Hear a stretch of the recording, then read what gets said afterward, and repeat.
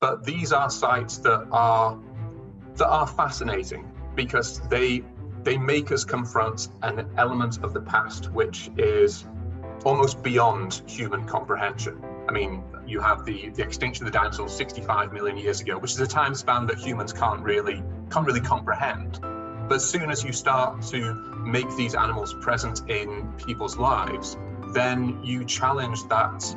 Well, you would challenge almost everything about human society, because you realize that it's constructed, that it's entirely short in terms of the amount of time that humans have existed on this planet.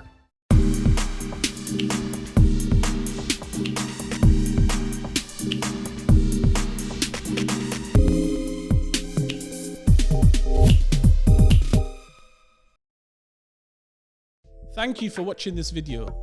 Please help us keep the show alive by liking and sharing this video, and by subscribing to the show and making sure the notification button is switched on. For those of you who can help a little bit more, there's a Patreon link down below where you can contribute whatever you can. Every little does help, and all the money will go directly back into the show. You can also keep up with our latest content on Instagram at The No Show Pod, as you can see on the screen. As you know, The No Show is an initiative designed to make academic research accessible to everyone.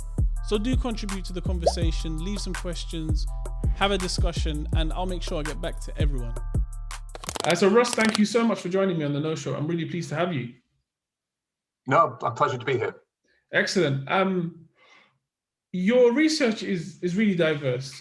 So before we get into sort of the diversity of your research, can we sort of start by getting an introduction to you and sort of what you would classify yourself as? What kind of researcher are you? In terms of research, I suppose it's been an odd journey. I started off as an archaeologist, anthropologist, and then moved into being historian.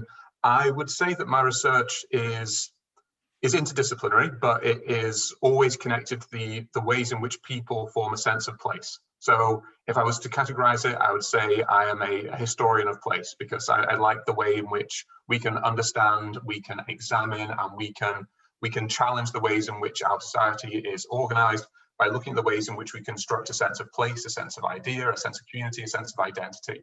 So fundamentally, I'd say I'm a historian of place. Place is a really interesting concept in both an anthropological sense and a historical sense. What drew you to looking at place as opposed to something else, like as opposed to, for example, I don't know, a particular event in history? I think I was searching for a way in which I could examine different time periods, different contexts, different communities across the world. And for me, place is that all-encompassing term that allows me to look at material culture, look at texts, look at film or television, look at memorials or museums. It gives me a chance to think about how our ideas of belonging are shaped by all these different categories, all these different types of evidence. And that gives me a chance to not just focus in on one particular period or one particular area, but to understand the complexity of the way in which people form a sense of attachment and the way in which communities are created. So place for me is this useful term to be able to explore the diversity and the variety, but also to be able to access all those different types of evidence. And so is it fundamentally, do you look at, when you say place, do you look at places like museums and sort of like historical sites, or does your research go beyond that? So for me, place can be applied to a whole range of different contexts. So yes, I look at museums, but I've also looked at allotment gardens in cities in the north of England. I've looked at New York and particular boroughs of New York. I've looked at the Western Front and the battlefields of the First World War, but I've also looked at heritage parks and the ways in which dinosaurs are represented at these sites. So place for me is this broad term that can be used to describe a whole range of different environments, but ultimately it means the way in which you come to a sense of realization of who you are and where you are is that process of place that I use. And then, as I said, it can be applied to a whole range of different contexts. The dinosaur example is a very, very interesting one, because I suppose you take it out of this entertainment bracket that it's in, for many of us, and with famous films depicting dinosaurs and that sort of stuff, and you actually say, no, this isn't just what it's doing. It's giving us, it's giving us a sense of, where we are in history or what we've been able to achieve. So talk to me a little bit about how you came about this dinosaur research. No, I'm glad you find it interesting. It was a way in which I could take something which is too often dismissed as almost juvenile sometimes. It's a place to take the children on a family holiday when you've got nothing else to do.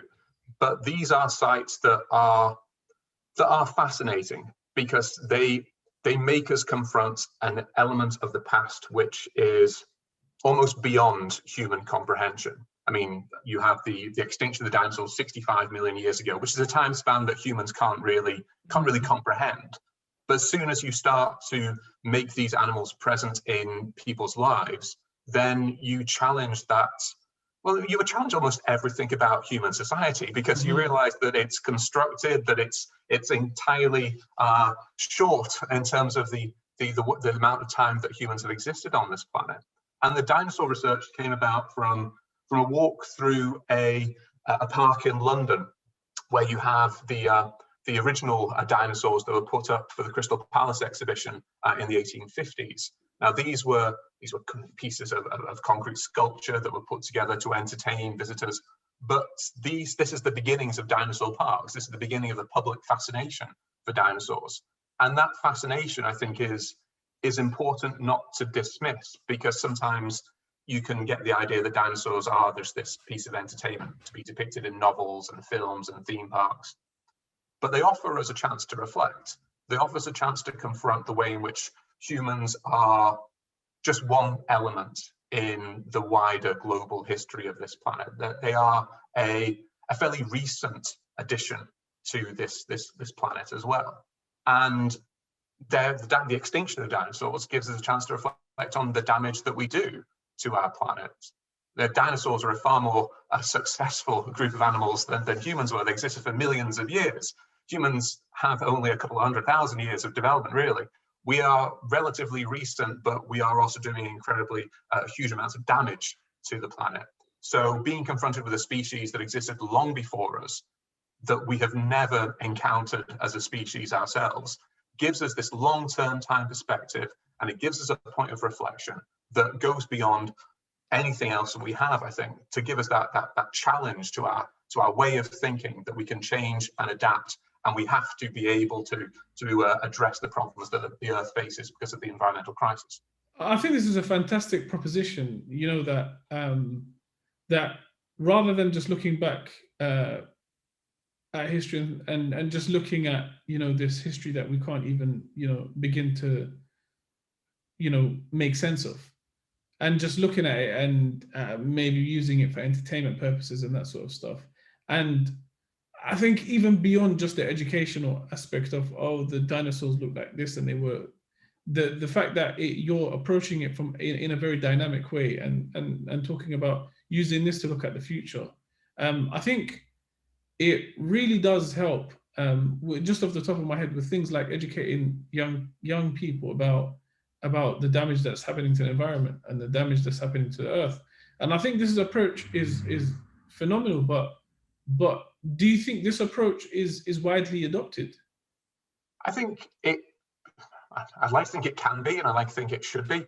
I think that there are elements of popular culture sometimes that get dismissed or perhaps are ignored in the ways in which people think about who they are and what they're doing and the future. So whether it's TV, whether it's film, whether it's television, these are all the elements of our cultural toolkit, if you will, that gives us a chance to think about our place in the world.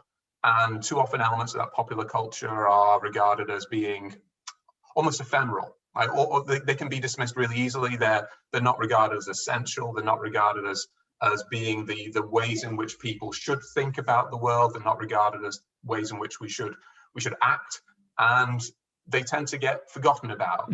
But really, that popular culture is how we organize our lives, how we engage with others. It's what draws us together. And by taking that popular culture approach to, say, dinosaur parks, it can give us a chance to really raise the awareness of us, our impact as a species, our engagement with the planet's history, the way in which our current way of living is incredibly dangerous and it is causing widespread environmental damage. This use of popular culture can ensure that we can address some of the major problems that we face. So using popular culture as a way in which you can get people to think about issues in their own lives, I think is a very valuable way of thinking about how we engage in the past, the present, and the future. And I think it's sensible to do that because, you know, popular culture historically has been used for a variety of things, not just purely to entertain. You know, like going back to Walt Disney and his relationship with propaganda and that sort of stuff, and how that was so effectively used.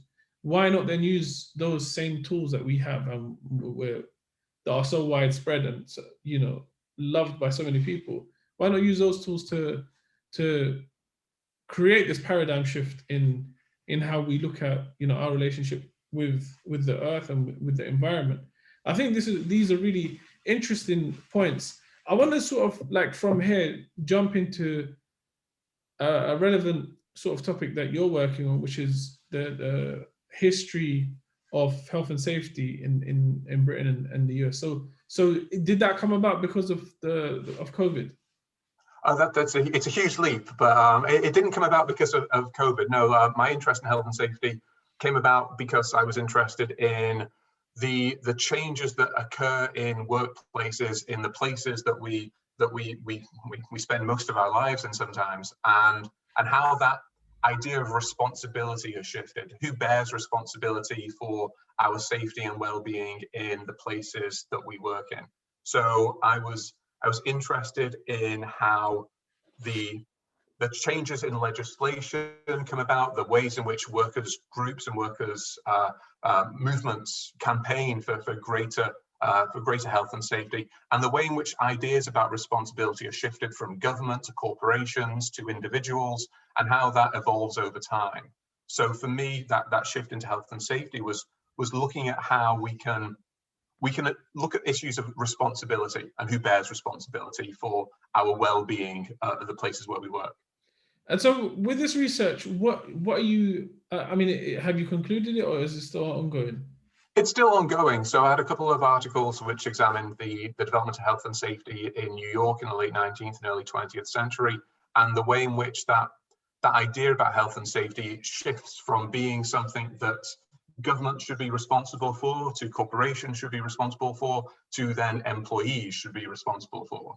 And that shift of responsibility, I think, is really interesting, because it means that individuals are being asked to bear far greater amounts of responsibility and far greater amounts of care throughout the course of the 20th century. And I think that's an interesting cultural phenomenon that is altering how we think about ourselves as workers, as employees, but also altering the way in which we take on extra responsibilities that sometimes we might not have any ability to control. And I think that's an interesting conversation that we should continue to have, to make sure that relationship is equitable, to make sure that it's fair, to make sure that it's sustainable. It's a very interesting a way of putting it, because you're approaching it from a sort of a cultural change. Mm-hmm.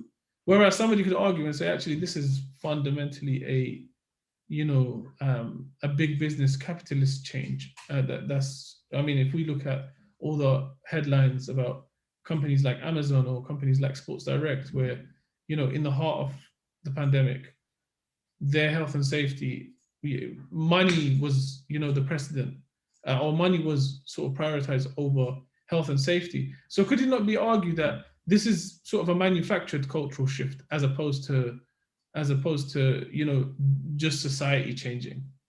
No, they do. Those issues of health and safety do alter through, as you say, almost a manufacture. So I was interested in the changes that occur late 19th, early 20th century, where you get a series of really big industrial accidents and public disasters, whether that's rail crashes, whether that's failures in infrastructure, whether that's bridge collapses. You get these crises that erupt because of a lack of responsibility of either it's infrastructure, or whether it's poor planning, or whether it's legislation. And it's those crises that sometimes move those agendas further forward, where suddenly the absence of control or the absence of responsibility exposes the weaknesses in that system. And I was looking at the ways in which each of those crises changes the ways in which people think about how they should take responsibility, or who should take responsibility. And I noticed from like the late 19th, early 20th century that shift of responsibility is motivated by these crises, but that motivation isn't always one that is fair and equal. That sometimes that burden of responsibility is placed on individual workers who might not be able to guarantee that health and safety, that they might not be able to have access to those resources. And it is an issue that I think carries on throughout the course of the 20th century and the 21st century. And it's this ongoing relationship about how we act as a society, how we act within a capitalist society, and who is going to take responsibility to make sure that people are cared for, to make sure that people are treated fairly, to make sure that people can be safe in the places that they work. So that it is, you're right, it is that ongoing conversation which is necessary to take place. And I think it's important that we have that long time span, that we have that awareness that these are conversations that have taken place over the course of the last 100, 150, 200 years, because we need to keep on having these conversations to make sure that people are protected in their workplace. I'm interested to know, is there sort of like, you said that the key disasters and events that happen that sort of begin to change things. Is there sort of an example, or do you think, can you think of an incident that occurred that led to the shift from of the responsibility for health and safety from the business to the actual individual? Sure. So in New York, in the course of the 20th century, there's a couple of really quite tragic accidents that take place because of failures of companies, failures of governments to prevent these incidences occurring. So the two I would give, there's the Triangle Shirtwaist factory in New York, which takes place in the early 20th century, and the General Slocum disaster, which is a steamship that sinks in the East River in the early 20th century. Both of these cause huge loss of life. They're horrific accidents that are examples of the way in which companies have not been as committed to ensuring the health and safety of those that work for them, but also the people who use their services. So in the General Slocum disaster, it's a horrific example of a steamship which catches on fire in the East River, leading to the loss of hundreds of lives, largely of women and children who were taking the steamship up to a holiday island of the East River. The Triangle Shirtwaist factory is a garment factory in New York, where you have poor working conditions and poor health and safety conditions, which means that scraps of material catch on fire and the whole building erupts in flames, with again a huge loss of life attached to it. Now those two accidents create outrage in the city. They create inquiries, they create legislation which is designed to prevent such accidents happening again. But that burden of responsibility, I think, shifts along with that too. So suddenly you might find yourself responsible at work for maintaining particular aspects of clearing aisles or making sure the machines are working carefully, and that responsibility then shifts to the individuals who are working for you to make sure that you are there to prevent that accident from taking place. So even though there are elements of progressive legislation and there are changes in culture, sometimes that progressive change of culture is given to individuals rather than necessarily as part of that cultural or economic or social shift say governments or companies could be responsible for. Does that make sense? Yeah, no, it makes a lot of sense, and it's sort of it's really interesting when you unpack it like that, because the shift, you say the shift from the company to the individual happens in almost like a subtle way, where now you start having additional responsibilities in the workplace of making sure that the aisles are clean, or making sure that there's not material, and whereas this responsibility would have otherwise been the responsibility of the company itself, which is very sort of nefarious in a way, where you sort of shift it by giving it to the employees and making them tick boxes. Yeah, I'm not suggesting it's a massive conspiracy. I just think that idea of responsibility is interesting, because who is responsible for your safety where you work? Who is responsible for your well-being? Who is responsible for you to make sure that you are protected and you are safe and you're secure and you can go about your work in a way that is healthy and doesn't put you in danger? And that responsibility, I think, is a key element of what we should be talking about, because without it, we end up with oppressive or unfair systems that mean that you aren't protected, or you aren't given the chance to feel safe and secure in your workplace. Yeah, that makes so much sense. I want to jump into your book that's coming out in October. So what's the title of the book? It's called Museums and the Act of Witnessing. And now this is really interesting, because you present an alternative perspective as to what somebody visiting the museum is. Typically, you'd say it's a tourist or somebody who has an interest in history or whatever the subject is. But you raise this idea that when we go into these places, especially in places where that have been sites of repression or that sort of thing, we are radical witnesses. We're becoming witnesses to this event. Now, tell me a little bit more about this sort of concept.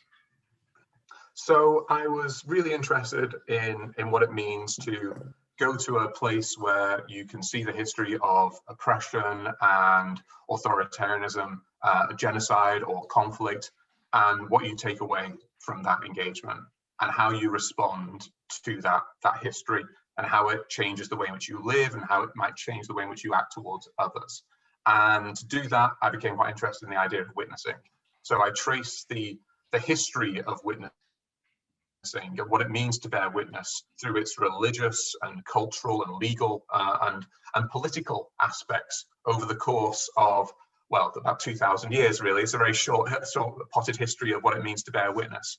And then I apply that idea of what it means to bear witness to museums. So I look at various categories that develop of witnessing, which is to be an eyewitness, so someone who sees it with their own eyes, to be a character witness, to be able to understand the actions of the people who are there, to be an expert witness, to be given the data and the information for you to be able to make a judgment, and to be a lay witness, to be able to understand what it means to have that history impact upon you.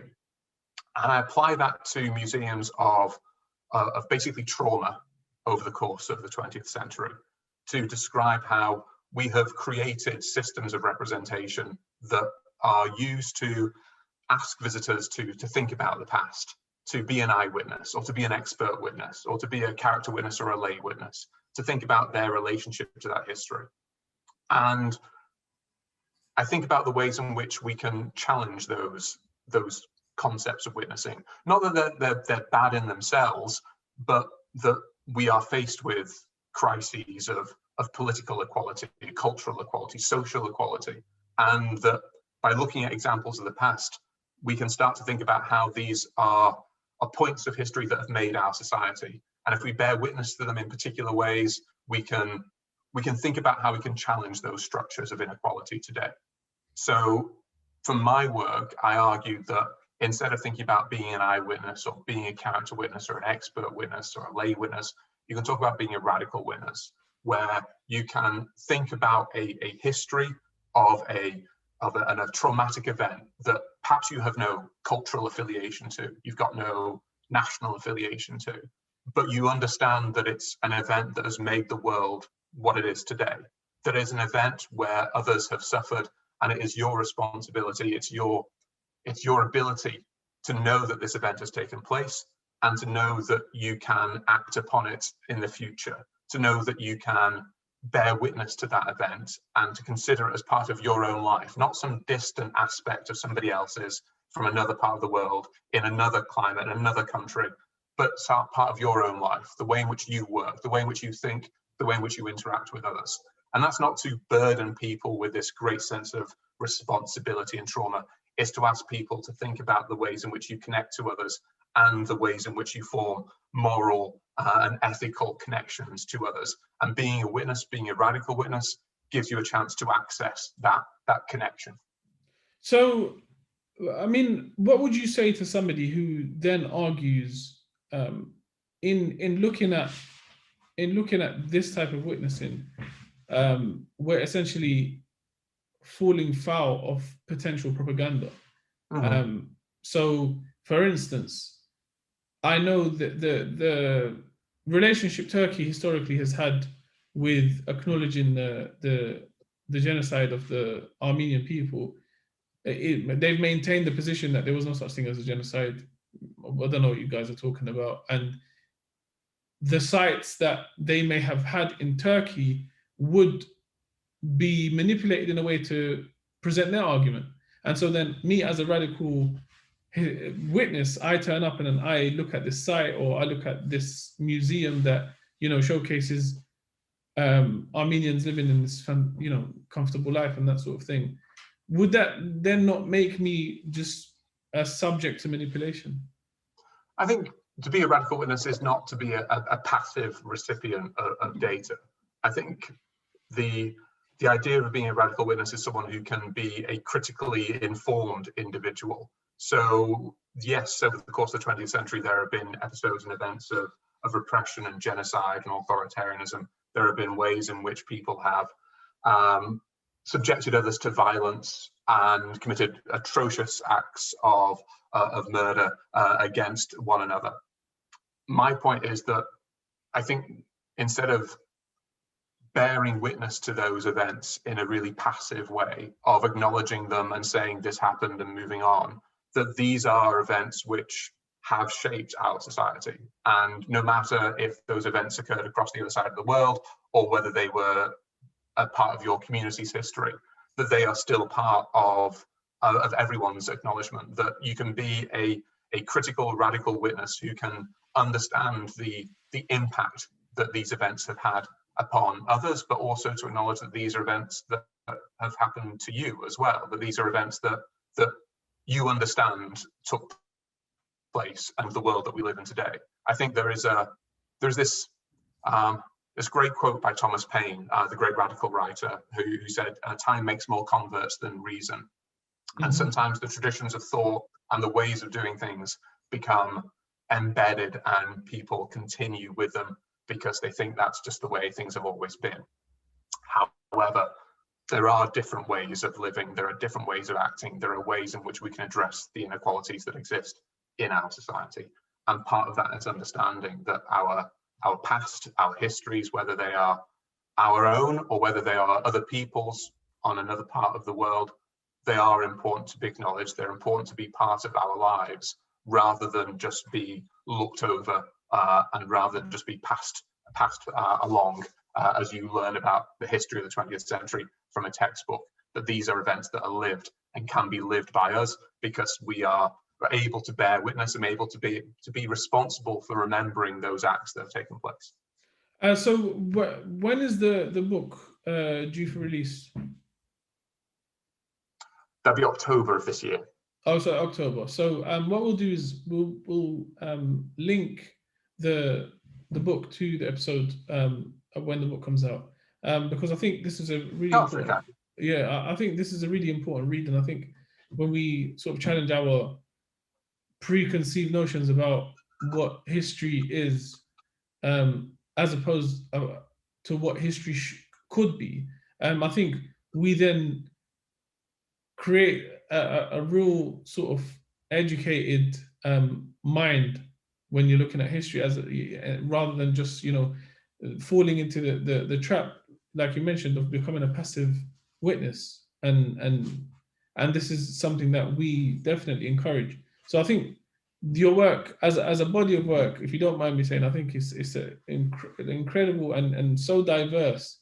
And I think this book is definitely worth the read, or this topic in particular. What advice would you give to anyone that wants to sort of dive into these areas, in particular the area of looking at the concept of place? I think any advice I would give would be to always investigate and analyze and assess what you consider to be everyday and common sense.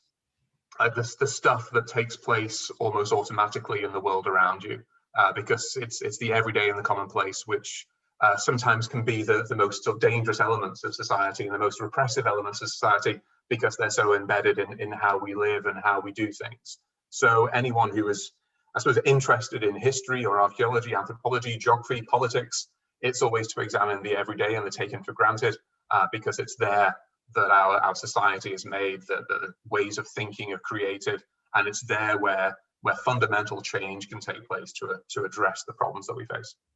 Where can people find you online? That would be the university website. I think there are other websites as well, but I think my main one is the university one. Yeah, I'll link that into the episode as well. Well, Ross, I really appreciate your time, and thank you so much for joining us. And I hope further down the line, once you've got some more interesting research, we can have you back on. Oh, thanks very much. It's been a pleasure. Thank you for watching this video. Please help us keep the show alive by liking and sharing this video, and by subscribing to the show and making sure the notification button is switched on. For those of you who can help a little bit more, there's a Patreon link down below where you can contribute whatever you can. Every little does help, and all the money will go directly back into the show. You can also keep up with our latest content on Instagram at The No Show Pod, as you can see on the screen. As you know, The No Show is an initiative designed to make academic research accessible to everyone. So do contribute to the conversation, leave some questions, have a discussion, and I'll make sure I get back to everyone.